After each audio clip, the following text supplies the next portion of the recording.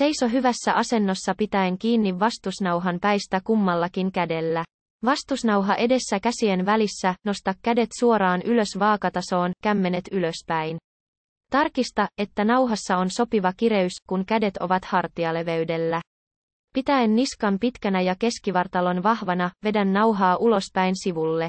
Aloita liike viemällä lapaluita taakse ja antamatta hartioiden kääntyä eteen. Vie kädet sivulle vastusnauhan vastustaessa liikettä. Palauta kädet hallitusti takaisin eteen lähtöasentoon ja toista liike.